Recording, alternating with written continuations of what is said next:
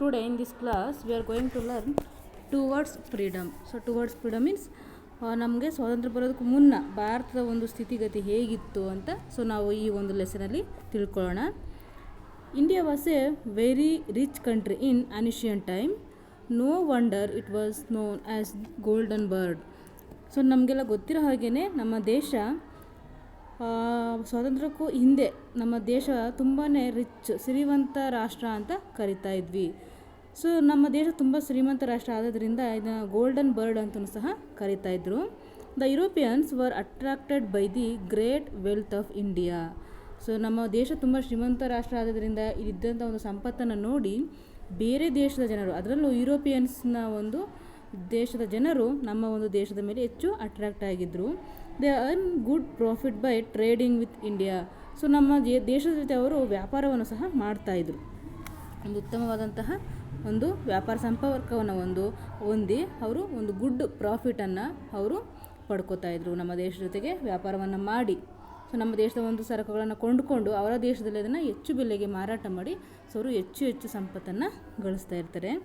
In 1453 the Arabs closed the route of India in order to monopolize trade and sell Indian goods at high prices in Europe. This forced the European country to search for another route to reach India. So 1453ರಲ್ಲಿ ಏನಾಗುತ್ತೆ ಅಂತ ಹೇಳಿದ್ರೆ ಒಂದು Europe ಮತ್ತು ಭಾರತವನ್ನು ಸಂಪರ್ಕ ಮಾಡ್ತಿದ್ದಂತಹ ಒಂದು ಮೋನೋಪೊಲಿಸ್ trade, ಅಂದರೆ ಒಂದು ಕಾನ್ಸ್ಟಾಂಟಿನೋಪಲ್ ಅಂತ ಒಂದು ನಗರ ಇರುತ್ತೆ. ಸೊ ಅದನ್ನು ಟರ್ಕರು ಏನು ಮಾಡ್ತಾರೆ ಅಂದರೆ ಆ ಒಂದು ಮಾರ್ಗವನ್ನು ಮುಚ್ಚಿಬಿಡ್ತಾರೆ. ಸೊ ಒಂದು ಮಾರ್ಗವನ್ನು ಮುಚ್ಚಿದ ಕಾರಣ ಏನಾಗುತ್ತೆ, ಯುರೋಪಿಯನ್ಸು ನಮ್ಮ ಭಾರತದ ಜೊತೆಗೆ ಸಂಪರ್ಕವನ್ನು ಮಾಡಿ ವ್ಯಾಪಾರವನ್ನು ಮಾಡೋದಕ್ಕೆ ಸಾಧ್ಯ ಆಗಲ್ಲ. ಸೊ ಅದೇನಾಗುತ್ತೆ ಮುಂದೆ ಅಂತ ಹೇಳಿದ್ರೆ ವ್ಯಾಪಾರವೆಲ್ಲ ಸ್ಟಾಪ್ ಆಗುತ್ತೆ. ಇದರಿಂದ ಯುರೋಪಿಯನ್ಸ್ಗೆ ಒಂದು ದೊಡ್ಡ ನಷ್ಟ ಆಗುತ್ತೆ, ಹೌದಲ್ವ. ನಮ್ಮ ದೇಶದಲ್ಲಿ ಸಿಗ್ತಾ ಇದ್ದಂತಹ ಒಂದು ಸರಕುಗಳು ಸಿಗಲಿಲ್ಲ ಅಂದಾಗ ಜೊತೆಗೆ ಅದನ್ನು ನಂಬಿ ಎಷ್ಟೋ ವ್ಯಾಪಾರವನ್ನು ಮಾಡ್ತಾಯಿದ್ರು. ಸೊ ವ್ಯಾಪಾರ ಎಲ್ಲ ಇವಾಗ ಲಾಸ್ ಆಗಿದೆ. ಸೊ ಏನು ಮಾಡ್ತಾರೆ, ಏನಾದರೂ ಮಾಡಿ ಭಾರತದ ಜೊತೆಗೆ ಸಂಪರ್ಕವನ್ನು ಮಾಡಬೇಕು ಅಂತ ಸೊ ಅವರಲ್ಲಿ ಬೇರೆ ಯಾವ್ಯಾವ ರೀತಿಯ ಮಾರ್ಗದಲ್ಲಿ ನಮ್ಮ ದೇಶವನ್ನು ಸಂಪರ್ಕ ಮಾಡ್ಬೋದು ಅಂತ ಚಿಂತನೆ ಮಾಡೋದಕ್ಕೆ ಅವರಿಗೆ ಮಾರ್ಗಗಳು ಸಿಗುತ್ತೆ. After many failed attempts, Vasco da Gama, a Portuguese explorer, discovered a sea route to India via Africa in 1498. So ಅಂಥ ಒಂದು ಸಂದರ್ಭದಲ್ಲಿ ಹಲವಾರು ಒಂದು ಪ್ರಯತ್ನಗಳನ್ನು ಮಾಡ್ತಾರೆ. ಅದರಲ್ಲಿ ವಾಸ್ಕೋ ಡಿ ಗಾಮಾ ಅಂತಕ್ಕಂಥ ವ್ಯಕ್ತಿ ನಮ್ಮ ಭಾರತಕ್ಕೆ ಜಲಮಾರ್ಗವನ್ನು ಕಂಡುಹಿಡೋದಕ್ಕೆ ಸಕ್ಸಸ್ಫುಲ್ ಆಗ್ತಾನೆ. ಎಷ್ಟರಲ್ಲಿ ಅಂತ ಹೇಳಿದ್ರೆ 1498ರಲ್ಲಿ. ಸೊ ಇವರು ಆಫ್ರಿಕಾವನ್ನು ಬಳಸಿ ನಮ್ಮ ಒಂದು ದೇಶಕ್ಕೆ ಇವರು ಮಾರ್ಗವನ್ನು ಕಂಡುಹಿಡಿತಾರೆ. In time the Portuguese traders saw that despite its large size, India was divided into many small and weak states that were always fighting with one another. The Portuguese traders, being sure, decided to establish trading monopoly in India by exploiting this disunity to their benefit. So ಭಾರತಕ್ಕೆ European ಬಂದಂಥ ಸಂದರ್ಭದಲ್ಲಿ ಏನು Vasco da gamma ಮಾರ್ಗವನ್ನು ಕಂಡುಹಿಡಿದು ನಮ್ಮ ದೇಶಕ್ಕೆ ಬರ್ತಾರೋ ಅಂಥ ಒಂದು ಸಂದರ್ಭದಲ್ಲಿ ಸೊ ನಮ್ಮ ಒಂದು ದೇಶ ಇಡೀ ಒಂದು ನಮ್ಮ ಭಾರತ ದೇಶ ಏನಿದೆಯೋ ಸೊ ಅದು ಒಂದು ಯೂನಿಟಿಯಾಗಿ ಇರೋದಿಲ್ಲ. ಸೊ ಏನೇನಾಗಿರುತ್ತೆ ಅಂದರೆ ಇಲ್ಲಿ ಹಲವಾರು ರಾಜ ಸಂಸ್ಥಾನಗಳು ಆಳ್ವಿಕೆ ಮಾಡ್ತಾ ಇರ್ತಾರೆ. ಸೊ ಅದರಿಂದ ನಮ್ಮಲ್ಲಿ ಒಗ್ಗಟ್ಟಿರೋದಿಲ್ಲ. ಸೊ ಒಂದು ರಾಜ್ಯವನ್ನು ಕಂಡ್ರೆ ಮತ್ತೊಂದು ರಾಜ್ಯಕ್ಕೆ ಆಗ್ತಾ ಇರಲಿಲ್ಲ. ಸೊ ಈ ರೀತಿ ಇದ್ದಂಥ ಸಂದರ್ಭದಲ್ಲಿ ಅವ್ರು ಏನು ಮಾಡ್ತಾರೆ, ನಮ್ಮ ದೇಶವನ್ನು ವಶಪಡಿಸ್ಕೊಂಡು ಸೊ ಇಲ್ಲಿ ಟ್ರೇಡಿಂಗನ್ನು ಮಾಡೋದಕ್ಕೆ ತುಂಬ ಈಸಿ ಆಗುತ್ತೆ ಅಂತ ಅವ್ರು ಏನು ಮಾಡ್ತಾರೆ, ಸೊ ನಮ್ಮ ಒಂದು ದೇಶದಲ್ಲಿ ಉಳ್ಕೊಳ್ಳೋದಕ್ಕೆ ಪ್ರಯತ್ನಗಳನ್ನು ಮಾಡ್ತಾರೆ. The English emerged as the most powerful among them. They traded through the English East India company. So ಅಂಥ ಒಂದು ಸಂದರ್ಭದಲ್ಲಿ ಈಸ್ಟ್ ಇಂಡಿಯಾ ಕಂಪನಿಯವರು ನಮ್ಮ ಒಂದು ದೇಶದಲ್ಲಿ ಅವರ ದೇಶದ ಕಂಪನಿಯನ್ನು ಪ್ರಾರಂಭ ಮಾಡ್ತಾರೆ. The company bought goods from India cheaply and sold them abroad at high price. ನೋಡಿ ಅವ್ರು ಏನು ಮಾಡ್ತಾಯಿತ್ತು, ಆ ಕಂಪ್ನಿ ಈಸ್ಟ್ ಇಂಡಿಯಾ ಕಂಪ್ನಿ ಅಂತಕ್ಕಂಥದ್ದು ಅಂದರೆ ನಮ್ಮ ದೇಶದಲ್ಲಿ ಇರ್ತಕ್ಕಂಥ ಸರಕುಗಳನ್ನು ತುಂಬ ಕಡಿಮೆ ಬೆಲೆಗೆ ಕೊಂಡುಕೊಂಡು ಅವರ ದೇಶದಲ್ಲಿ ಹೆಚ್ಚು ಬೆಲೆಗೆ ಮಾರಾಟವನ್ನು ಮಾಡ್ತಾ ಇರ್ತಾರೆ. This resulted in huge profit for the company. So ಇದು ಆ ಒಂದು ಈಸ್ಟ್ ಇಂಡಿಯಾ ಕಂಪ್ನಿಗೆ ಹೆಚ್ಚು ಪ್ರಾಫಿಟನ್ನು ತಂದುಕೊಡುತ್ತೆ. Slowly the English East India company established control over the whole of India. So ಇದೇನಾಗುತ್ತೆ, ನಿಧಾನವಾಗಿ ನಮ್ಮ ದೇಶವನ್ನು ಆಕ್ರಮಣ ಮಾಡ್ಕೊಳ್ಳೋದಕ್ಕೆ ಒಂದು ದಾರಿಯಾಗುತ್ತೆ. Taking advantages of the lack of unity among the Indians, the English also conquered large part of India. So ನಿಧಾನವಾಗಿ ನಮ್ಮ ದೇಶವನ್ನು ಆಕ್ರಮಣ ಮಾಡ್ಕೋತಾರೆ. ಸೊ ನೆಕ್ಸ್ಟ್ ನೋಡಿ, discontent among the Indians. So ಅವರು ಬಂದಂಥ ಕೇಳೋಲಿ discontent among the Indians. Once firmly established in India, the English started exploiting the people. They used unfair means to exploit the farmers, traders, and the ruler of princely state. The English exploited the farmers by making them pay very high taxes. Even in time of natural disasters such as floods and droughts, the farmers had to pay their share of taxes. So ಏನು ಮಾಡ್ತಾರೆ, ನಮ್ಮ ಒಂದು ದೇಶದಲ್ಲಿ discontent among the Indians ಅಂದರೆ ಇಂಡಿಯಾದಲ್ಲಿ ಇಂಡಿಯನ್ಸರ ಮೇಲೆ ಹೆಚ್ಚು ತೆರಿಗೆಯನ್ನು ಹಾಕಲಿಕ್ಕೆ ಪ್ರಾರಂಭ ಮಾಡ್ತಾರೆ. ಸೊ ಯಾವ್ಯಾವ ರೀತಿಯಲ್ಲಿ ಅಂದರೆ, ಇಲ್ಲಿರ್ತಕ್ಕಂತಹ ಒಂದು ಟ್ರೇಡರ್ಸ್ಗಳನ್ನು, ವ್ಯಾಪಾರಿಗಳಿಗೆ the English exploited the farmer by making them pay very high taxes. ಇಲ್ಲಿರ್ತಕ್ಕಂಥ ರೈತರು ಹೆಚ್ಚು ಒಂದು ಟ್ಯಾಕ್ಸನ್ನು ಪೇ ಮಾಡೋ ಹಾಗೆ ಅವರು ಜನರಿಗೆ ಹೆಚ್ಚು ಚಿತ್ರಹಿಂಸೆಗಳನ್ನು ಕೊಡಲಿಕ್ಕೆ ಪ್ರಾರಂಭ ಮಾಡ್ತಾರೆ. This were bought at very low rates and sold at very high rate in England. ಇಲ್ಲಿ ಕೊಂಡ್ಕೊಂಡಂತಹ ವಸ್ತುಗಳನ್ನು ಅವ್ರು ಏನು ಮಾಡ್ತಾರೆ, ನಮ್ಮಲ್ಲಿ ಕಡಿಮೆ ಬೆಲೆಗೆ ತಗೊಂಡು ಅವ್ರ ದೇಶದಲ್ಲಿ ಹೆಚ್ಚು ಬೆಲೆಗೆ ಮಾರಾಟ ಮಾಡ್ತಾಯಿದ್ರು. The farmer became more poor. ಇದರಿಂದ ಏನಾಯಿತು ಅಂತ ಹೇಳಿದ್ರೆ, ರೈತರು ಬಡವರಾಗೋದಕ್ಕೆ ಪ್ರಾರಂಭ ಆದರು. And many died due to starvation. So ಇದರಿಂದ ಏನಾಗುತ್ತೆ, ನಮ್ಮ ದೇಶದ ಒಂದು ರೈತರು ಪೂರಾಗಲಿಕ್ಕೆ ಪ್ರಾರಂಭ ಆಗುತ್ತೆ, ಜೊತೆ ಎಷ್ಟೋ ಜನ ಸತ್ತು ಹೋಗ್ತಾರೆ. ಸೊ ಇವರ ಒಂದು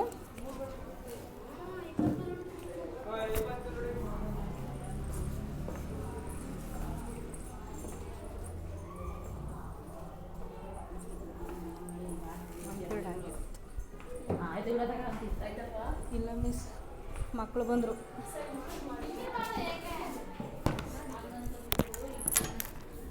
From England, mill-made cloth was sent to India as machine-made cloth was cheaper. The handloom industry of India suffered lack of favor, become unemployed. So ಇನ್ನೂ ಅವರ ಒಂದು ಶೋಷಣೆ, ಇಂಗ್ಲೀಷರ ಒಂದು ಶೋಷಣೆ ಇನ್ನೂ ಶುರುವಾಗುತ್ತೆ. ಏನು ಅಂತ ಹೇಳಿದ್ರೆ, ನಮ್ಮ ದೇಶದಲ್ಲಿ ಕೈಯಿಂದ ಮಾಡಿದಂಥ ಕ್ಲಾತ್ಗಳನ್ನು ನಾವು ಬಳಸ್ತಾ ಇದ್ವಿ. ಅಂಥ ಒಂದು ಸಂದರ್ಭದಲ್ಲಿ ಇಂಗ್ಲೀಷ್ನವ್ರು ಏನು ಮಾಡ್ತಾರೆ ಅಂತ ಹೇಳಿದ್ರೆ, ಅವರ ದೇಶದಲ್ಲಿ ಮಿಷಿನಿಂದ ಮಾಡಿದಂಥ ಕ್ಲಾತ್ಗಳನ್ನು ಕಡಿಮೆ ಬೆಲೆಗೆ ಇಲ್ಲಿ ತಗೊಂಡು ಮಾರಾಟ ಮಾಡೋಕ್ಕೆ ಶುರು ಮಾಡ್ತಾರೆ. ಸೊ ಇದರಿಂದ ಏನಾಗುತ್ತೆ, ನಮ್ಮ ದೇಶದ ಒಂದು ಕೈಗಾರಿಕೆ ಕುಸಿತಕ್ಕೀಡಾಗುತ್ತೆ, ನಾಶ ಆಗಲಿಕ್ಕೆ ಶುರುವಾಗುತ್ತೆ. The English also did not allow the Indians to open mills and factories. Indian traders were not allowed to trade in item of their choice. ನೋಡಿ, ಅದ್ರ ಜೊತೆಗೆ ಅವ್ರು ಏನು ಮಾಡ್ತಾರೆ, ನಮ್ಮ ಒಂದು ದೇಶದ ರೈತರು, ಕಾರ್ಮಿಕರು ಹೊಸ ಹೊಸ ಕೈಗಾರಿಕೆಗಳನ್ನು, ಮುಂದುವರೆದಂಥ ಕೈಗಾರಿಕೆಗಳನ್ನು ಶುರು ಮಾಡೋದಕ್ಕೆ ಇವರು ಅವಕಾಶವನ್ನು ಸಹ ಮಾಡಿಕೊಡೋದಿಲ್ಲ ಬ್ರಿಟಿಷರು. ಸೊ ಅವರದೇ ಕೈಗಾರಿಕೆ ನಡಿಬೇಕು, ಅವರು ಹೇಳಿದಂಥ ಮಾತೇ ನಡಿಬೇಕು. ಸೊ ಈ ರೀತಿಯಲ್ಲಿ ಭಾರತೀಯರ ಶೋಷಣೆ ಮಾಡ್ತಾರೆ. Indian rulers and princes were unhappy with the English. So ಇದರಿಂದ ನಮ್ಮ ರಾಜಸಂಸ್ಥಾನದ ಒಂದು ರಾಜರು ಏನು ಮಾಡ್ತಾರೆ, ತುಂಬಾ ಅವ್ರಿಗೆ ಏನು ಇವರು ಈ ಥರ ಎಲ್ಲ ಮಾಡ್ತಾಯಿದ್ದಾರಲ್ಲ ಅಂತ ತುಂಬಾ ಅನ್ಹ್ಯಾಪಿ ಆಗ್ತಾರೆ. ಸೊ ಅವ್ರ ವಿರುದ್ಧ ಸಿಡಿದೆದ್ದೋದಕ್ಕೆ ಇದು ಕಾರಣವೂ ಸಹ ಆಗುತ್ತೆ. A law was passed by English which stated that if a ruler did not have male child, then upon the death of that ruler his kingdom would be taken over by the English. ಜೊತೆಗೆ so ಇವರು ನಿಧಾನವಾಗಿ ನಮ್ಮ ದೇಶದ ವ್ಯಾಪಾರದ ಮಾರ್ಗಗಳನ್ನೆಲ್ಲವನ್ನು ಇವರು ಆಕ್ರಮಣ ಮಾಡೋಕ್ಕೆ ಶುರು ಮಾಡ್ತಾರೆ. ನಂತರ ಏನು ಮಾಡ್ತಾರೆ ಅಂದರೆ, ರಾಜ್ಯವನ್ನು ಅಂದರೆ ರಾಜ ಸಂಸ್ಥಾನಗಳನ್ನು ಆಕ್ರಮಣ ಮಾಡೋದಕ್ಕೆ ಒಂದೊಂದೇ ಕಾನೂನನ್ನು ತೊಗೊಂಡು ಬರ್ತಾರೆ. ಸೊ ಅದ್ರ ಒಂದು ಕಾನೂನು ಏನಪ್ಪ ಅಂದರೆ, ಯಾವ ರಾಜನಿಗೆ ಗಂಡು ಮಕ್ಕಳು ಇರೋದಿಲ್ವೋ ಆ ಗಂಡು ಮಕ್ಕಳು ಇಲ್ಲೇ ಸತ್ತೋದಂತಹ ರಾಜನ ಒಂದು ಸಂಸ್ಥಾನ ಇಂಗ್ಲೀಷರಿಗೆ ಸೇರಿದ್ದು ಅಂತ ಒಂದು ರೂಲ್ಸನ್ನು ಮಾಡ್ತಾರೆ. ನೋಡಿ, ಯಾರೋ ಒಬ್ಬ ರಾಜ ಅವನಿಗೆ ಮಗ ಇಲ್ಲ ಅಂದರೆ ಸೊ ಆ ರಾಜನ ಒಂದು ಸಾಮ್ರಾಜ್ಯ ಇಂಗ್ಲೀಷರಿಗೆ ಸೇರಿಸುತ್ತೆ ಅಂತ ಒಂದು ಕಾನೂನನ್ನು ಮಾಡ್ತಾರೆ. ಸೊ ಇದು ಹಲವಾರು ರಾಜ ಸಂಸ್ಥಾನಗಳು ದಂಗೆ ಹೇಳೋದಕ್ಕೆ ಕಾರಣ ಆಗುತ್ತೆ. By introducing such unjust law and using unfair means, the English sought to expand their hold over India. However, the dissatisfaction and anger of most Indian led revolts. ನೋಡಿ, ಇದರಿಂದ ಹಲವಾರು ದಂಗೆಗಳಾಗುತ್ತೆ. ಎಷ್ಟೋ ಜನ ರಾಜ ಸಂಸ್ಥಾನಗಳು ಇದರಿಂದ ನಷ್ಟವನ್ನು ಅನುಭವಿಸುತ್ತೆ. ಸೊ ಇಷ್ಟೆಲ್ಲ ಒಂದು ಘಟನೆಗಳಿಗೆ ಯಾರು ಕಾರಣ ಆಗ್ತಾರೆ, ಇಂಗ್ಲೆಂಡನರು ಅಥವಾ ಇಂಗ್ಲೀಷರು. ಸೊ ಹಾಗೆ ನೆಕ್ಸ್ಟ್ ಒನ್ ನೋಡಿ, ರಿವೋಲ್ಟ್ಸ್ ಎಗನೆಸ್ಟ್ ದಿ ಇಂಗ್ಲಿಷ್ಟ್. ಸೊ 1857 ಒಂದು ದಂಗೆ ಆಗುತ್ತೆ. ಸೊ ಇಟ್ಸ್ ಇಂಪಾರ್ಟೆಂಟ್ ನೋಡ್ಕೊಳ್ಳಿ. The revolt of 1857 was started by the Indian soldier serving in the British Army. The Indian soldiers were given less wages than the British soldier.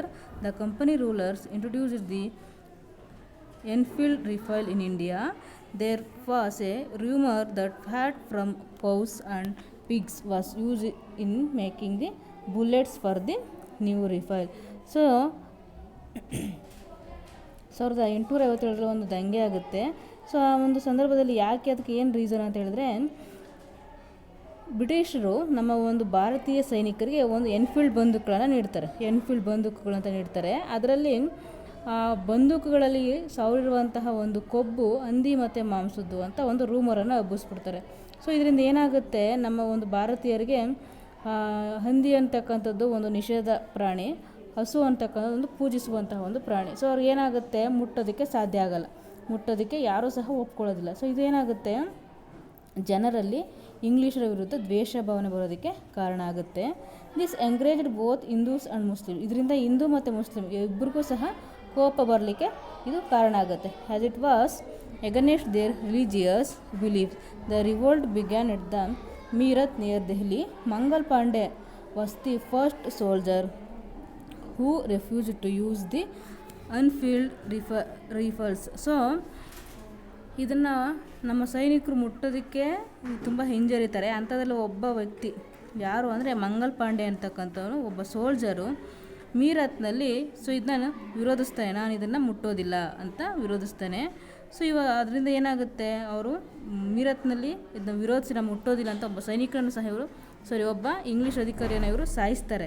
So ಇದರಿಂದ ಏನಾಗುತ್ತೆ ಅಂದರೆ, was arrested and later on hanged. ಅವ್ರನ್ನ arrest ಮಾಡಿ ಅವ್ರನ್ನ hang ಮಾಡ್ತಾರೆ, ಯಾರು, ಬ್ರಿಟಿಷರು. Soon the revolt spread like wild fire in many part of northern and central India.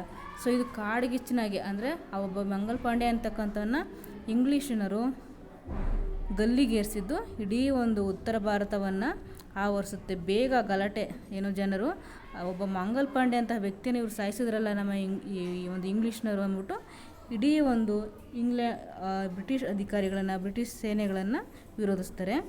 The Indian farmers, weavers, craftsman and workers supported and took part in the revolt against the Britishers.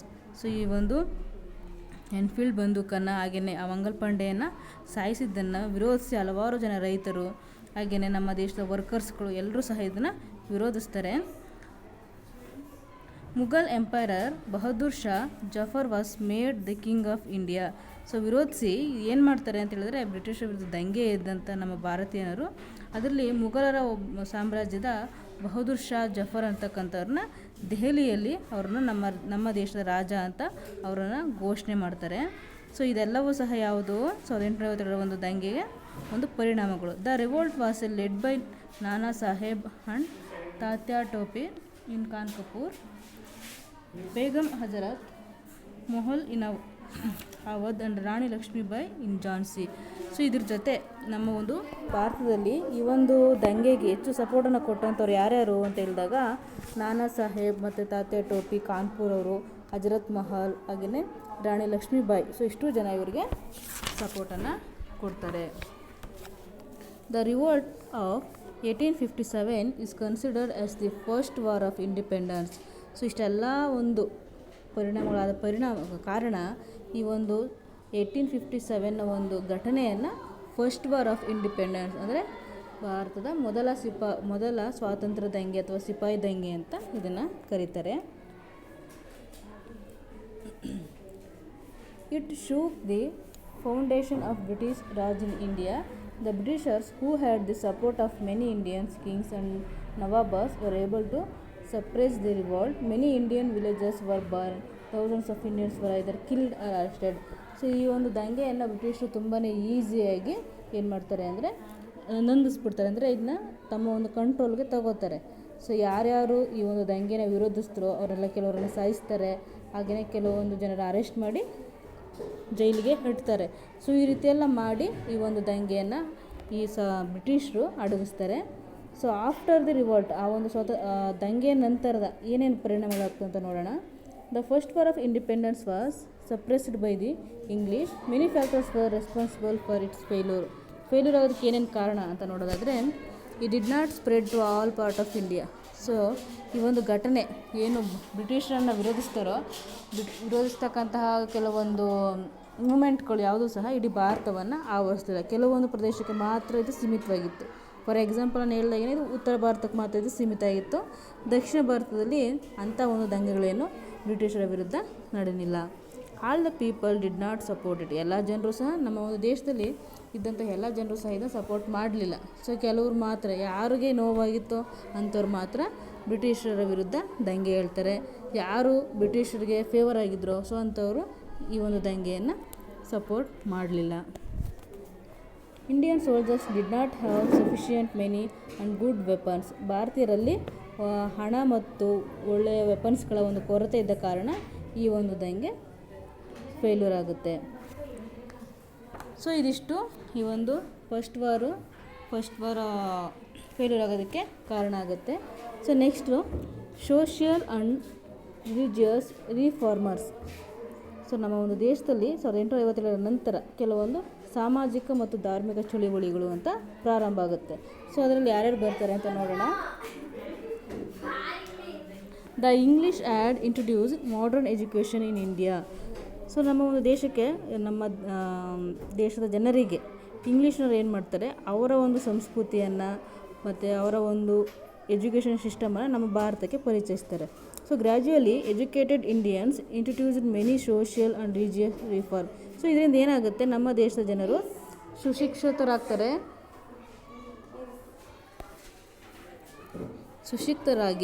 Social and religious reforms. So ಇದರಿಂದ ಏನಾಗುತ್ತೆ, ಧಾರ್ಮಿಕ ಮತ್ತು ಸಾಮಾಜಿಕ ಚಳುವಳಿಗಳು ನಡೆಯುತ್ತೆ. So reformers such as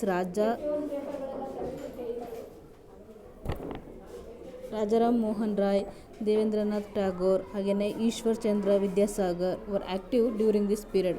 so ಒಂದು ಧಾರ್ಮಿಕ ಚಳುವಳಿಗಳನ್ನು ಪ್ರಾರಂಭ ಮಾಡಿದಂಥವ್ರಲ್ಲಿ ಪ್ರಮುಖವಾದಂಥವ್ರು ಯಾರ್ಯಾರು ಅಂದರೆ ರಾಜಾರಾಮ್ ಮೋಹನ್ ರಾಯ್, ಹಾಗೆ ದೇವೇಂದ್ರನಾಥ್ ಟ್ಯಾಗೋರ್, ಈಶ್ವರ್ ಚಂದ್ರ ವಿದ್ಯಾಸಾಗರ್ ಅಂತಕ್ಕಂಥವ್ರು ಪ್ರಮುಖವಾಗಿ ಈ ಒಂದು ಕಾಲಘಟ್ಟದಲ್ಲಿ ಬರ್ತಕ್ಕಂಥವ್ರು. They strongly protested against social practice such as sati, killing, female babies, child marriage and the caste system.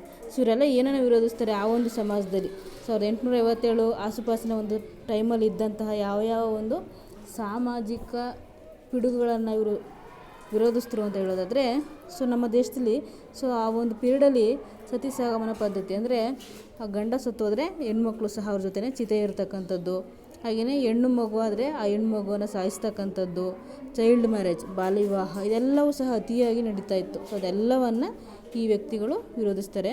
They also encourage remarriage of widows and the education of women. ಜೊತೆಗೆ ಹೆಣ್ಣು ಮಕ್ಕಳ ಶಿಕ್ಷಣವನ್ನು ಇವರು ಪ್ರೋತ್ಸಾಹ ಕೊಡ್ತಾರೆ. ಹಾಗೆಯೇ ವಿಧವೆಯರ ಒಂದು ವಿವಾಹಕ್ಕೆ ಪ್ರೋತ್ಸಾಹವನ್ನು ಕೊಡ್ತಕ್ಕಂಥದ್ದು, ಸತಿಸಹಗಮನ ಪದ್ಧತಿಯನ್ನು ವಿರೋಧಿಸ್ತಕ್ಕಂಥದ್ದು. ಸೊ ಇಂಥ ಕಾರ್ಯಗಳು ನಡೀತಾ ಹೋಗುತ್ತೆ. Rise of nationalism. ನ್ಯಾಷನಲಿಸ್ಟ್ನ ಒಂದು ರೈಸ್ ಆಗೋದಕ್ಕೆ ಸೊ ಏನೇನು ಕಾರಣಗಳಾಯಿತು, ಏನೇನೋ ಒಂದು ಮೂಮೆಂಟ್ಸ್ಗಳಾಯಿತು ಅಂತ ನೋಡೋಣ. Now the Indian realized that they were treated as slaves in their own country by the Britishers. Their feelings led to the formation of association and institutions. The leaders talked to people against the British rule in India. The Britishers wanted to make India poor and backward. This feeling united the Indians. ಭಾರತೀಯರಲ್ಲಿ ಒಂದು nationalist ಅಂತಕ್ಕಂಥದ್ದು ಅಥವಾ nationalist ಪಕ್ಷ ಅಂತಕ್ಕಂಥದ್ದು ಬರುತ್ತೆ, ಉಗಮ ಆಗುತ್ತೆ. So ಅದಕ್ಕೆ ಏನೇನು ಕಾರಣ ಆಯಿತು ಅಂತ ಹೇಳಿದ್ರೆ, ಭಾರತೀಯರನ್ನು ಬ್ರಿಟಿಷರು ಗುಲಾಮರ ಹಾಗೆ ನಡೆಸ್ಕೊತಾ ಇರ್ತಾರೆ. ಜೊತೆಗೆ ನಮ್ಮನ್ನು ಒಡೆದು ಆಳುವಂಥ ನೀತಿಯನ್ನು ಅನುಸರಿಸಿ ನಮ್ಮನ್ನು ಬೇರೆ ಮಾಡ್ತಾ ಇರ್ತಾರೆ. ಸೊ ಇದೆಲ್ಲವೂ ಸಹ ಏನಾಗುತ್ತೆ ಅಂದರೆ, ನಮ್ಮನ್ನು ಯಾವುದೋ ಒಂದು ಬೇರೆ ದೇಶದಿಂದ ಬಂದಂಥವ್ರು ಆಳ್ವಿಕೆ ಮಾಡ್ತಾ ಇದ್ದಾರೆ, ನಮ್ಮ ದೇಶದ ಸಂಪತ್ತನ್ನು ಇವರು ಕೊಳ್ಳೆ ಹೊಡಿತಾ ಇದ್ದಾರೆ ಅನ್ನೋ ಭಾವನೆ ನಮ್ಮ ದೇಶದ ಸುಶಿಕ್ಷಿತರಿಗೆ, ಅಂದರೆ ಇಂಗ್ಲೀಷ್ ಶಿಕ್ಷಣವನ್ನು ಪಡೆದಂಥವರಿಗೆ ಮನವರಿಕೆ ಆಗುತ್ತೆ. ಸೊ ಇವರೆಲ್ಲ ಏನು ಮಾಡ್ತಾರೆ, ನಮ್ಮ ದೇಶವನ್ನು ಒಂದುಗೂಡಿಸುವಂಥ ಕೆಲಸವನ್ನು ಮಾಡ್ತಾರೆ. ಸೊ ಏನಾಯಿತು ಅಂತ ನೋಡೋಣ. The people wanted to put an end to the British rule. ಅವರೆಲ್ಲ ಏನು ಮಾಡ್ತಾರೆ, ಬ್ರಿಟಿಷ್ ಆಳ್ವಿಕೆಗೆ ಫುಲ್ ಸ್ಟಾಪ್ ಇಡಬೇಕು, ಅವರ ನಮ್ಮ ದೇಶದಿಂದ ಹೊರ ಹಾಕಬೇಕು ಅನ್ನೋ ಒಂದು ಮನೋಭಾವನೆ ಬರುತ್ತೆ. ಸೊ ಏನೇನು ಮಾಡ್ತಾರೆ ಅಂದರೆ, Indians from all walk the life supported to the cause for freedom and join the struggle to achieve it. The Indians felt the need for united group which could fight for the rights of people. This resulted in the formation of the Indian National Congress in 1885 AD. So ನಮ್ಮ ದೇಶವನ್ನು ಒಂದುಗೂಡಿಸ್ಬೇಕು ಅನ್ನೋ ಒಂದು ಕಾರಣಕ್ಕೆ ದೇಶದಾದ್ಯಂತ ಸಂಚರಿಸಿ ಈ ಒಂದು ಸುಶಿಕ್ಷಿತರು national Congress ಪಕ್ಷವನ್ನು 1885ರಲ್ಲಿ ಸ್ಥಾಪನೆ ಮಾಡ್ತಾರೆ. The Indian national Congress was started by the English man named A.O. Hume. ಇದು ಸ್ಥಾಪನೆ ಮಾಡಿದವರು ಯಾರು ಅಂದರೆ A.O. Hume ಅಂತಕ್ಕಂಥವ್ರು. The first season of the Congress was held at Bombay. ಈ ಒಂದು ಕಾಂಗ್ರೆಸ್ ಪಕ್ಷದ ಮೊದಲ ಸಭೆ ಯಾವಾಗ ನಡೀತು, ಎಲ್ಲಿ ನಡೀತು ಅಂದರೆ ಬಾಂಬೆಯಲ್ಲಿ. ಸೊ ಇವಾಗ ನಾವು ಅದನ್ನು ಮುಂಬೈ ಅಂತ ಕರಿತೀವಿ ಅಲ್ವಾ, ಸೊ ಅಲ್ಲಿ ನಡೆಯುತ್ತೆ.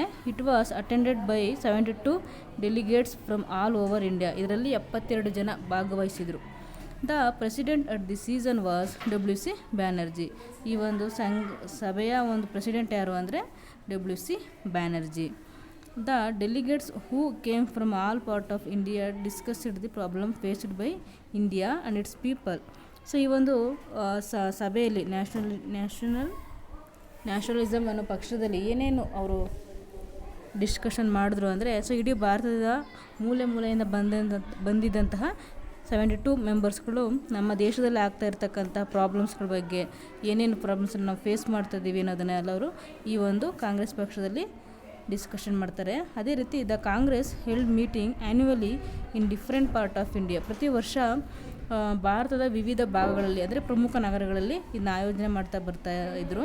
ಎಲ್ಲಿವರೆಗೆ ಅಂದರೆ ನಮ್ಮ ಭಾರತಕ್ಕೆ ಸ್ವತಂತ್ರ ಸಿಗೋನವರೆಗೂ. The leaders discussed the evil design of the government along with its anti Indian policies.